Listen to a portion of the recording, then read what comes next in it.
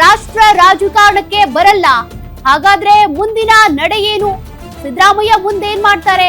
ವಿದಾಯ ರಾಮಯ್ಯಗೆ ಹೈಕಮಾಂಡ್ ಕೊಡುತ್ತಾ big offer.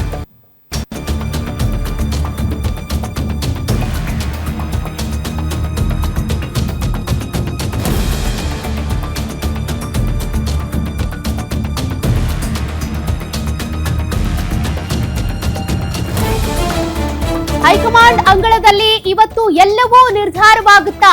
ಟಗರು ರಾಮಯ್ಯ ರಾಷ್ಟ್ರ ರಾಜಕಾರಣಕ್ಕೆ ಬರಲ್ಲ ಅಂತ ಅಂತಿರೋದಾದ್ರೂ ಯಾತಕ್ಕೆ? ರಾಜ್ಯಸಭೆ ಸ್ಥಾನ ತಿರಸ್ಕಾರಕ್ಕೆ ಸಿದ್ದರಾಮಯ್ಯ ಕಾರಣ ಏನ್ ಗೊತ್ತಾ? ಗ್ಯಾರಂಟಿ ನ್ಯೂಸ್ ನಲ್ಲಿ ಸಿದ್ದು ಮುಂದಿನ ನಡೆಯ ಬಿಗ್ ಎಕ್ಸ್ಕ್ಲೂಸಿವ್ ಸುದ್ದಿ. ಹಾಗಾದ್ರೆ ಸಿದ್ದರಾಮಯ್ಯನವರು ನಾಜೂಕಾಗಿ ವಿನಮ್ರವಾಗಿನೇ ರಾಜ್ಯಸಭೆಗೆ ಹೋಗಲ್ಲ ಅಂತಿರೋದ್ ಯಾಕೆ? ಅವರ ಮುಂದಿನ ನಡೆ ಏನು? ಅವ್ರು ಮುಂದೆ ಏನ್ ಮಾಡ್ತಾರೆ? ಅವ್ರ ಪ್ಲಾನ್ ಏನು ಹಾಗಾದ್ರೆ ಅಂತ ಸದ್ಯ ರಾಜೀನಾಮೆಯ ಬಳಿಕ ತೀವ್ರ ಕುತೂಹಲ ಮೂಡಿಸಿದಂತ ಸಿದ್ದರಾಮಯ್ಯನವರ ನಡೆ, ರಾಹುಲ್ ಗಾಂಧಿ ನೀಡಿದಂತ ರಾಜ್ಯಸಭೆ ಸದಸ್ಯತ್ವದ ಆಫರ್ ಅನ್ನ ಸ್ವೀಕಾರ ಮಾಡ್ತಾರ? ಮುಂದಿನ ನಡೆ ಏನು ಹಾಗಾದ್ರೆ? ರಾಷ್ಟ್ರ ರಾಜಕಾರಣಕ್ಕೆ ಎಂಟ್ರಿ ಕೊಡ್ತಾರ ಹಂಗಾಮಿ ಸಿಎಂ ಸಿದ್ದರಾಮಯ್ಯ?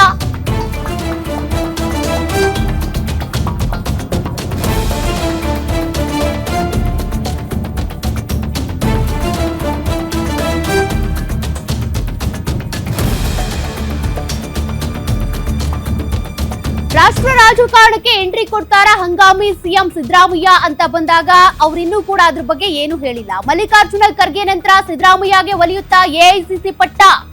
ರಾಜ್ಯ ಕಾಂಗ್ರೆಸ್ನಲ್ಲಿ ಸಿದ್ದರಾಮಯ್ಯ ಮುಂದಿನ ನಡೆ ಬಗ್ಗೆ ಈಗ ಚರ್ಚೆ ಜೋರಾಗಿದೆ.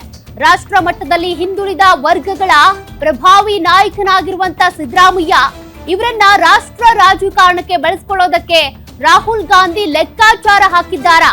ಆದ್ರೆ ಯಾವುದೇ ಕಾರಣಕ್ಕೂ ದೆಹಲಿ ರಾಜಕಾರಣಕ್ಕೆ ಹೋಗಲ್ಲ ಅಂತ ಸಿದ್ದರಾಮಯ್ಯನವರು ಹೇಳಿದ್ದಾರೆ. ರಾಜ್ಯ ರಾಜಕಾರಣದಲ್ಲೇ ಉಳಿತೀನಿ ಅಂತ ಹೇಳಿರುವಂತ ಸಿದ್ದರಾಮಯ್ಯ, ಹಾಗಾಗಿ ಸಿದ್ದರಾಮಯ್ಯನವರ ಮುಂದಿನ ನಡೆ ಏನು ಹಾಗಾದ್ರೆ? ಅವ್ರ ಪ್ಲಾನ್ ಏನು? ಅದ್ರ ಬಗ್ಗೆ ಈಗ ಸಾಕಷ್ಟು ಕುತೂಹಲ, ಸಿಕ್ಕಾಪಟ್ಟೆ ಚರ್ಚೆಯಾಗ್ತಾ ಇದೆ. ಸಿದ್ದರಾಮಯ್ಯನವರು ರಾಜೀನಾಮೆಯನ್ನು ಈಸಿಯಾಗಿ ಕೊಟ್ಬಿಟ್ರು, ಹಾಗಾದ್ರೆ ಮುಂದೇನ್ ಮಾಡ್ತಾರೆ? ರಾಜ್ಯಸಭೆಗೂ ಹೋಗಲ್ಲ ಅಂತ ಅಂದ್ರೆ ಅವರ ಮುಂದಿನ ನಡೆ ಏನು ಅನ್ನೋದ್ರ ಬಗ್ಗೆ ಈಗ ಸಿಕ್ಕಾಪಟ್ಟೆ ಚರ್ಚೆ ಆಗ್ತಾ ಇದೆ. ಎಐಸಿಸಿ ಅಧ್ಯಕ್ಷ ಪಟ್ಟ ಸಿಗುತ್ತಾ ಹಾಗಾದ್ರೆ? ಆ ಆಫರ್ ಏನಾದ್ರೂ ಹೈಕಮಾಂಡ್ ಕೊಟ್ಟಿದ್ಯಾ ಅನ್ನುವಂತ ಪ್ರಶ್ನೆ ಕೂಡ ಸಹಜವಾಗಿನೇ ರೈಸ್ ಆಗ್ತಾ ಇದೆ.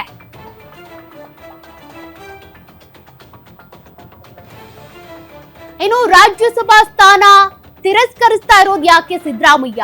ಆ ಒಂದು ಪ್ರಶ್ನೆ ಕೂಡ ಇದೆ. ಸಿದ್ದು ರಾಜ್ಯಸಭೆಗೆ ಹೋದ್ರೆ ಶಾಸಕ ಸ್ಥಾನಕ್ಕೆ ರಿಸೈನ್ ಮಾಡಬೇಕಾಗುತ್ತೆ.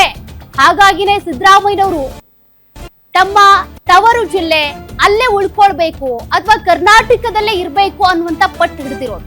ದೆಹಲಿಗೆ ಹೋಗಲ್ಲ ಅಂತ. ವರುಣಾಗೆ ಉಪಚುನಾವಣೆ ಬೇಡ ಅನ್ನೋ ಲೆಕ್ಕಾಚಾರದಲ್ಲಿ ಸಿದ್ದರಾಮಯ್ಯನವರು ಇರುವಂತದ್ದು. ರಾಜ್ಯದಲ್ಲಿ ಇದ್ಕೊಂಡೆ ಆಪ್ತರಿಗೆ ಸ್ಥಾನಮಾನ ಕೊಡಿಸೋದಕ್ಕೆ ಪ್ಲಾನ್ ಮಾಡಿದ್ದಾರಂತೆ. ಮುಂದಿನ ದಿನಗಳಲ್ಲಿ ಯತೀಂದ್ರ ರಾಜಕೀಯ ಜೀವನದ ಬಗ್ಗೆನೂ ಕೂಡ ಲೆಕ್ಕಾಚಾರ ಹಾಕಿದ್ದಾರೆ ಸಿದ್ದರಾಮಯ್ಯ. ಹೀಗಾಗಿ ರಾಜ್ಯಸಭೆಯ ಆಫರ್ ತಿರಸ್ಕಾರ ಮಾಡಿರುವಂತ ಸಿದ್ದರಾಮಯ್ಯ ರಾಜ್ಯ ಬಿಟ್ಟು ರಾಷ್ಟ್ರ ರಾಜಕಾರಣಕ್ಕೆ ಹೋಗ್ಬಿಟ್ರೆ ರಾಜ್ಯದಲ್ಲಿ ಅವ್ರು ಅನ್ಕೊಂಡಿರುವಂತ ಯಾವ ಪ್ಲಾನ್ ಅನ್ನು ಎಕ್ಸಿಕ್ಯೂಟ್ ಮಾಡೋದಕ್ಕಾಗಲ್ಲ. ಸಿದ್ದರಾಮಯ್ಯನವರು ನಿನ್ನೆ ಕೂಡ ಅದನ್ನೇ ಹೇಳಿದ್ದು, ಕೋಮುವಾದಿಗಳ ವಿರುದ್ಧ ನಾನು ಹೋರಾಡ್ತೀನಿ, ರಾಜ್ಯದಲ್ಲೇ ಇರ್ತೀನಿ ಅಂತ ಅಂದಿದ್ರು. ಹಾಗಾಗಿ ಅವರ ಮುಂದಿನ ನಡೆಯ ಬಗ್ಗೆ ಈಗ ಸಾಕಷ್ಟು ಚರ್ಚೆಗಳಾಗ್ತಾ ಇದೆ. ಸಿದ್ದರಾಮಯ್ಯನವರು ರಾಜ್ಯದಲ್ಲೇ ಇದ್ಕೊಂಡು ಏನ್ ಮಾಡ್ತಾರೆ ಹಾಗಾದ್ರೆ? ಒಂದು, ತಮ್ಮ ಪುತ್ರನ ರಾಜಕೀಯ ಜೀವನಕ್ಕೆ ಭದ್ರ ಬುನಾದಿ ಹಾಕೋದು.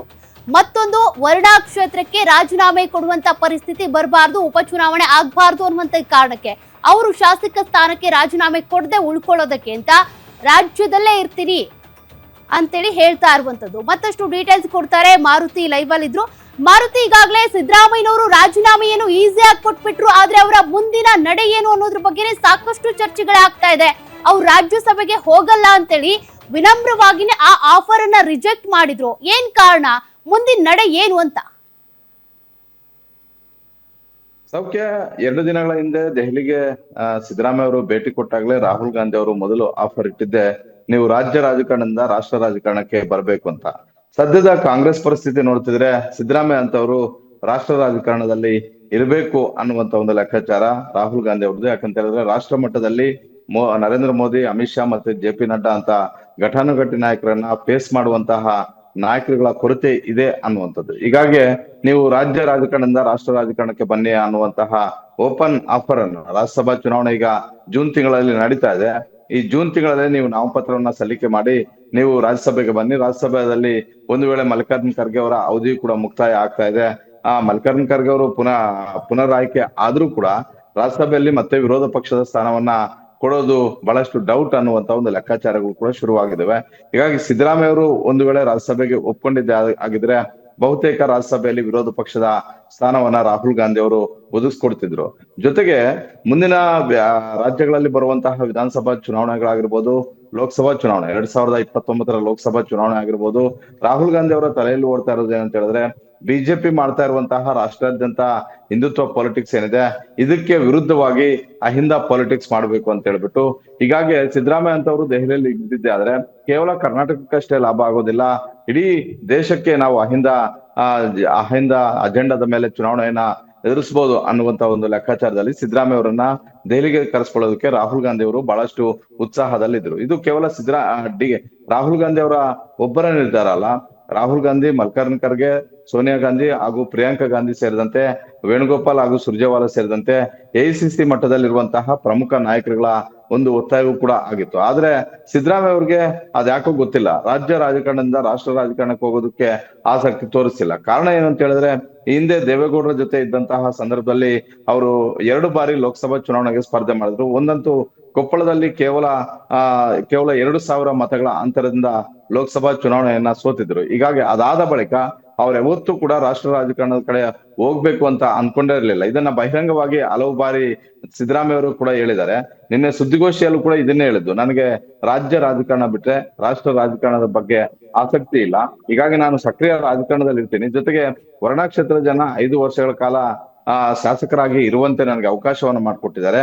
ಹೀಗಾಗಿ ನನಗೆ ಯಾವುದೇ ಆಸಕ್ತಿನೂ ಕೂಡ ದೆಹಲಿಗೆ ಹೋಗಿ ರಾಜಕಾರಣ ಮಾಡೋದಕ್ಕೆ ಆಸಕ್ತಿ ಇಲ್ಲ ಅಂತ ಹೇಳಿದ್ರು. ಆದ್ರೆ ಸಿದ್ದರಾಮಯ್ಯ ಹೇಳಿದ್ದೆ ಫೈನಲ್ ಅಂತ ಆಗೋದಿಲ್ಲ. ಯಾಕಂತ ಹೇಳಿದ್ರೆ ಇವತ್ತು ಮತ್ತೆ ಸಿದ್ದರಾಮಯ್ಯ ಅವರು ರಾಹುಲ್ ಗಾಂಧಿ ಅವರ ಮುಂದೆ ಹೋಗ್ತಾ ಇದ್ರೆ ಒಂದು ವೇಳೆ ಅಲ್ಲೇನಾದ್ರು ರಾಹುಲ್ ಗಾಂಧಿ ಸೇರಿದಂತೆ ಹಲವು ಹಿರಿಯ ನಾಯಕರುಗಳು ಮನವೊಲಿಸಿದ್ದೆ ಆದ್ರೆ, ಸಿದ್ದರಾಮಯ್ಯ ಅವರ ಮನಸ್ಸು ಬದಲಾಯಿಸಿದ್ದೆ ಆದ್ರೆ ಬಹುತೇಕ ರಾಜ್ಯ ರಾಜಕಾರಣದಿಂದ ರಾಷ್ಟ್ರ ರಾಜಕಾರಣಕ್ಕೆ ಹೋಗಬಹುದು. ಅದ್ಯಾಕೋ ಗೊತ್ತಿಲ್ಲ, ಸಿದ್ದರಾಮಯ್ಯ ರಾಜ್ಯ ರಾಜಕಾರಣದಲ್ಲಿ ಬಹಳಷ್ಟು ದೊಡ್ಡ ಮಟ್ಟದ ಹೆಸರು ಮಾಡಿ ರಾಜ್ಯದಕ್ಕೆ ನಾವು ಲೆಕ್ಕಾಚಾರ ಹಾಕಿದಾಗ ಒಂದು ದೇವೇಗೌಡರು, ಮತ್ತೊಂದು ಯಡಿಯೂರಪ್ಪ, ಮಗದೊಂದು ಸಿದ್ದರಾಮಯ್ಯ, ಈ 3 ನಾಯಕರು ಕೂಡ ಬಹಳಷ್ಟು ದೊಡ್ಡ ಮಟ್ಟದ ಹೆಸರು ಮಾಡಿದ್ದಾರೆ. ಅದರಲ್ಲಿ ಯಾವುದೇ ಅನುಮಾನವೂ ಕೂಡ ಇಲ್ಲ.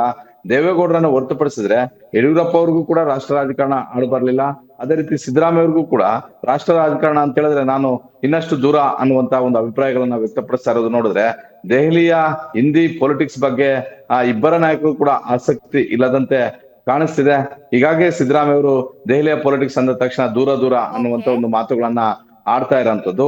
ಒಂದು ವೇಳೆ ಇವತ್ತು ಕಾಂಗ್ರೆಸ್ ಹೈಕಮಾಂಡ್ ಮುಂದೆ ಹೋದಾಗ ಏನಾದ್ರು ಮನವೊಲಿಕೆ ಮಾಡ್ತಾರಾ, ಸಿದ್ದರಾಮಯ್ಯ ಅವರ ಮನಸ್ಸು ಬದಲಾಗುತ್ತಾ ಅನ್ನುವಂಥದ್ದನ್ನ ಕಾದ್ ನೋಡ್ಬೇಕಾಗಿದೆ. Okay, thank you Maruti ಡೀಟೇಲ್ಸ್ಗೆ.